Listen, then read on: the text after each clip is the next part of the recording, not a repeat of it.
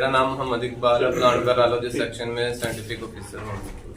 तो आज जो है मेरा lecture papaya leaf curl virus और पपाया की जो बेशतर डिजीजेस है इस हवाले से है। पपाया की क्रॉप पाकिस्तान के अंदर 2003-04 से जो सिंध के अंदर स्टार्ट हुई थी और तकरीबन 2007-08 के बाद पंजाब में भी लोगों ने लगाना शुरू कर दिया। पपाया हाइब्रिड जो है पहले होता था, इसमें दो मेल और फीमेल का होता था कि दो पौधे लगाने पड़ते थे जो पोलिनेशन के जरिए करते थे। लेकिन अब जो है ना ये हाइब्रिड आ गए हैं पपाया के, जैसे रेड लेडी है, रेड किंग है, येलो किंग। शुरू के अंदर तो ये सिंध के कोस्टल एरिया जो आमतौर पर समंदर के साथ साथ रेतले इलाके वहां पे लगाना शुरू हुआ और आहिस्ता आहिस्ता ये फिर पंजाब। अब ये तकरीबन 2010-11 के बाद पंजाब में बहुत तेजी के साथ लोगों ने लगाना शुरू किया। मेरा इसके ऊपर एक प्रोजेक्ट है जिसके अंदर मैंने डिफरेंट लोकेशंस के ऊपर इसकी टेस्टिंग की, सर्विस की है और अब पूरे पंजाब के अंदर गुजरांवाला, सियालकोट, फैसलाबाद, बहावलपुर, साहिवाल, इन तमाम इलाकों में लोग इससे भरपूर फायदा उठा रहे हैं। उनके रास्ते में सिर्फ एक ही, चूंकि ये नई क्रॉप थी, लोगों ने अपने तौर पर लगाना शुरू किया इसको। उनको पता नहीं था कि इसके प्रॉब्लम्स क्या हैं। इसका सबसे बड़ा प्रॉब्लम जो है वो पपाया लीफ कर्ल वायरस का है और एक फुट रॉट डिजीज है जिसको हम स्टेम रॉट कह लें, फुट रॉट। ये दो इसके बड़े प्रॉब्लम हैं। इनमें जो फुट रॉट है वो तो कवर हो जाती है, आप फंजीसाइड स्प्रे करें मल्टीपल, उससे कंट्रोल हो जाती है। लेकिन जो इसकी papaya leaf curl virus disease है वो नहीं कंट्रोल होती। उस वजह से ये फैसलाबाद के अंदर चक नंबर 1 है, वहां पर एक फार्मर ने हमें बुलाया तो उसका मैंने जो ऑर्चर्ड था वो विजिट किया। अब उसने कल्टीवेट कर दिया है।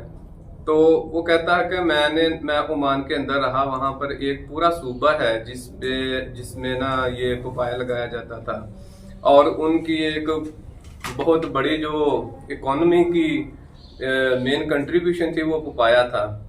और कहता कि पपाया लीफ कर्ल वायरस ने पूरे सूबे के अंदर उनकी फसल को तबाह कर दिया। मतलब वो सूबा जिसकी पूरी इकोनॉमी पपाया के ऊपर चल रही थी वो बिल्कुल जो है ना वो डंप हो गई इस डिजीज की वजह से। इससे पता चलता है कि ये बहुत खतरनाक डिजीज है।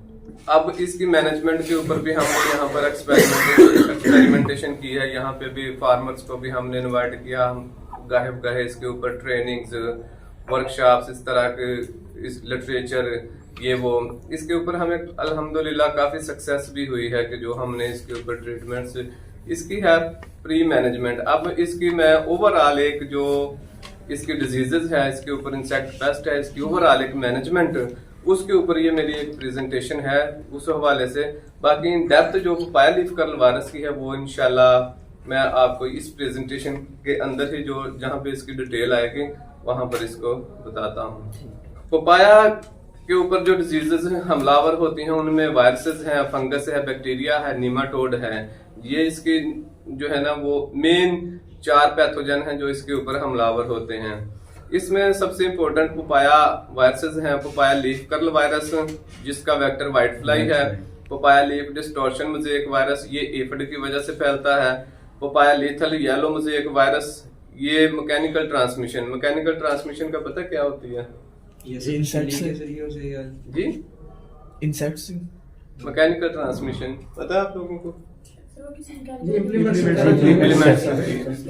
इसमें पपाया मोज़ेक वायरस है वो भी एफिड के जरिए फैलता है, पपाया रिंग स्पॉट है और पपाया मलेरिया वायरस है। ये 6 किस्म के वायरसेस हैं जो आम तौर पर आते हैं। लेकिन हमारे यहाँ पाकिस्तान के अंदर ज्यादातर जो है पपाया लीफ कर्ल वायरस का ही अटैक होता है। अगर पपाया येलो मोज़ेक वायरस भी आती है वो इतनी सिग्निफिकेंट नहीं है डिजीज हमारे एनवायरनमेंट के हिसाब से, और ना वो इतना ज्यादा नुकसान करती है। ये इसकी अलामात हैं कि ये इसके पत्ते जो हैं वो आम तौर पर जिस तरीके से आपने देखा cotton leaf curl virus, cotton के जो लोग जानते हैं वो, हाँ जी, ये उसी की जो है ना फैमिली है। जो कॉटन लीफ कर्ल वायरस है ना, ये कर्ल वायरसेस जो है चाहे कॉटन है या टोमेटो है, टोमेटो के अंदर भी इसका ना अटैक होता है। और पपाया के अंदर भी। ये इस तरीके से मतलब के इनका मेन वेक्टर जो है ये सफेद मक्खी के जरिए फैलते हैं। जिस मौसम के अंदर सफेद मक्खी की इन्फेस्टेशन ज्यादा हो जाती है तब इनकी इन्फेक्शन ज्यादा हो जाती है।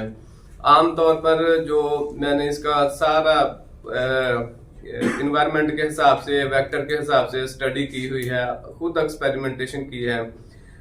जैसे ही जुलाई के बाद अगस्त, सितंबर, अक्टूबर, ये 3 महीने आते हैं, उसमें ये डिजीज इतनी तेजी से फैलती है क्योंकि इन महीनों के अंदर ह्यूमिडिटी बढ़ जाती है, वेक्टर एक्टिविटी ऑलरेडी होती है बहुत ज्यादा, टेम्परेचर बहुत ज्यादा साजगार होता है इसके फैलाव के लिए। आप लोगों को पता है डिजीज ट्रायंगल क्या होती है? डिजीज जो स्टूडेंट्स हैं उनको पता होगा, लेकिन जो बाकी लोग हैं, डिजीज ट्रायंगल एक ट्रायंगल है जिस हम कहते हैं कि होस्ट, पैथोजन और ठीक है ना, इन्वायरमेंट। अगर ये तीनों चीजें आपस में कंबाइन हो, इनका आपस में जो है ना वो एक दूसरे को सपोर्ट में हो, तो फिर डिजीज फैलती है। अगर होस्ट जो है वो ससेप्टेबल है, पैथोजन विरुलेंट है और माहौल साजगार है, फिर बीमारी फैलेगी। अगर होस्ट जो है वो रेजिस्टेंट है और माहौल साजगार है, पैथोजन भी विरुलेंट है, तब भी इतनी ज्यादा डिजीज नहीं फैलेगी। अगर पैथोजन जो है वो एविरुलेंट है, बेशक वो पैथोजन है लेकिन उसके अंदर बीमारी काज करने की सलाहियत नहीं है कि वो पौधे को जो है ना बीमार कर सके, हालांकि उसी की वो स्पीशी होती है, तो फिर भी डिजीज नहीं फैलेगी। अगर दोनों चीज हैं, पैथोजन विरुलेंट है और होस्ट जो है, जो पपाया का हाइब्रिड आपने जो भी लगाया है, वैरायटी लगाई है, वो ससेप्टेबल है डिजीज के खिलाफ, उसकी कुव्वत मुदाफत कम है। लेकिन अगर माहौल नहीं ना उसको मुयसर, उसके वहां पे वेक्टर नहीं है, वाइट फ्लाई नहीं है, या टेम्परेचर या ह्यूमिडिटी जो है उसको मीट नहीं कर रही, तब भी वो डिजीज फैलाने के काबिल नहीं होता। इस तरीके से ये जो डिजीज ट्रायंगल है, इसके पॉइंट ऑफ व्यू से कि ये तीनों चीजें, माहौल का साजगार होना, पैथोजन का विरुलेंट होना और होस्ट का जो है वो ससेप्टेबल होना, ये जरूरी है बीमारी फैलने के लिए। ये बहुत मुनाफा बख्श फसल है, ये मैं आपको बता दूं। लोगों ने इससे जिस तरीके से एक वक्त में पोल्ट्री फार्मिंग से लोगों ने बहुत पैसा कमाया था ना, उसी तर्ज के ऊपर जो लोग पपाया लगाते हैं ना, वो जो इसकी मैनेजमेंट अच्छी कर सकते हैं, उन्होंने बहुत इससे अर्निंग की है। अलामत है, पत्ता जो है ऊपर से चुरमुर हो जाता है, ये इसके फ्रूट सबसे बड़ा नुकसान इसका ये होता है कि इसका फ्रूट जो है ना वो राइपेंड नहीं होता, पकता नहीं है। अब इंडिया के अंदर मैंने ना कई जगह पे देखा था कि इंडिया के लोग जो कच्चा फ्रूट होता है ना इसका इन्फेक्टेड, वो इसको एज ए सालन के तौर पे इस्तेमाल कर लेते हैं। लेकिन हमारे पाकिस्तान के अंदर इसका ट्रेंड नहीं है, क्योंकि पपाया को अभी वैसे पक्का फ्रूट खाने का इतना ट्रेंड नहीं, क्योंकि इसका टेस्ट थोड़ा सा कसैला सा होता है। मतलब उस तरीके से हमारे जो टेस्ट बड हैं वो इसको नहीं करते। लेकिन इसकी जो मेडिसिनल पॉइंट ऑफ व्यू से, इंसान की हेल्थ के नुक्ता नजर से इसकी बहुत ज्यादा अहमियत है। क्योंकि ये आप लोगों ने देखा होगा कि जब डेंगू फैला था तो जितने भी हकीम लोग थे ये कहते थे कि इसका कहवा जो है ना इसके पत्तों का वो पिए, या इसका जो मिल्क शेक वगैरह पिए, उससे इसके अंदर वो बेसिकली ये इंसान की जो इम्यूनिटी है, इम्यूनिटी सिस्टम, कुव्वत मुदाफा, उसको ये एक्टिवेट करता है। तो इसलिए इसकी जो अफादियत तो बेतहाशा है, लेकिन इसके अंदर जो मेन मसला है ये पपाया डिस्टॉर्शन वायरस है। इसके अंदर कर्ल वायरस में तो पत्ते कर्ल्ड हो जाते हैं ना, डिस्टॉर्शन में वो टूट फूट भी जाते हैं। ये एक मतलब के तरह के ना इनकी अलामत हैं। आमतौर पर जो वायरस ये है papaya lethal yellow mosaic virus, इसमें हल्के से पत्ते जो है ना वो येलो होने शुरू हो जाते हैं। मोज़ेक होता है येलो मोज़ेक, पीला के थोड़ा सा उसके ऊपर ना डिम शेड आना शुरू हो जाता है, येलो रंग का, पीले रंग का, जैसे भिंडी पे आता है। जैसे हाँ जी, वो है भिंडी के ऊपर आता है वेन मोज़ेक वायरस, उसकी वेन्स येलो होनी शुरू हो जाती हैं। लेकिन इसके जो है ना वो वेन्स नहीं होती, जो वेन्स के दरमियान वाला पोर्शन होता है वो येलो होना शुरू हो जाता है। ये लीथल येलो मोज़ेक वायरस है। ये एक मैंने यहाँ पे जड़ावाला में देखा था, वहां पे ये लीथल येलो मोज़ेक बहुत ज्यादा था, लेकिन उसके ये देखें जड़ी बूटियां काफी ज्यादा थी, उसकी मैनेजमेंट नहीं थी उस फार्मर की अच्छी। ऐसा तो लग रहा है ये शायद बरसीम में लगा है। हाँ जी, हालांकि बरसीम में नहीं है, ये उसकी मैनेजमेंट। और मैंने जब उसने मुझे यहाँ पे कॉल की, मैं गया तो मैंने उसकी ना कंडीशन देख के मैंने कहा ये तो सारी जड़ी बूटियां जितनी भी हैं ये इसकी एक सेफ हेवन है। इसके जो पेस्ट है, इंसेक्ट पेस्ट है, वो यहाँ से आराम से उड़ते हैं और आपके इसको खराब कर देते हैं। और ये फैलता भी ज्यादातर एफिड की वजह से है। ये इसकी अलामात है फ्रूट के ऊपर। एक है रिंग स्पॉट वायरस। ये रिंग स्पॉट वायरस सिंध के अंदर जो फार्मर्स है ना, वहां पर वो मैंने उनके रिसर्च आर्टिकल भी देखे, वो इसकी ज्यादा रिपोर्ट करते हैं कि यहाँ पे जो है ये रिंग स्पॉट वायरस का काफी अटैक है। लेकिन पंजाब के अंदर मैंने जितने विजिट किए ना अभी तक ऑर्चर्ड्स डिफरेंट डिस्ट्रिक्ट्स में, वहां पर मुझे इसका रिंग स्पॉट वायरस का कहीं पे भी नहीं मिला। इसकी बड़ी विजिबल अलामतें हैं कि इसके ऊपर ये देखे ग्रीन रंग के सर्कल से बने होते हैं, रिंग टाइप, ठीक है। आमतौर पर जो वायरसेस है ना, येलो मोज़ेक वायरस हो गया, कर्ल वायरस है, इनकी अलामत, क्योंकि जो पपाया लीफ कर्ल वायरस है उसमें भी पत्ते येलो हो जाते हैं, पीले हो जाते हैं, और मोज़ेक में भी हो जाते हैं, लेकिन उनके अंदर ना थोड़ा सा डिस्टिंग्विश करना मुश्किल होता है। इसको फिर हम एलाइजा के जरिए, एलाइजा एक मेथड है, उसके जरिए हम फिर इसकी ना टेस्टिंग करते हैं कि इसके अंदर कौन से वायरसेस हैं। अभी पाकिस्तान के अंदर तो हमने जितनी मुख्तलिफ किस्म की एलाइजा किट्स जो बनाती हैं कंपनीज, जैसे बायोरीबा है, उनके हमने किट्स टेस्ट की थी।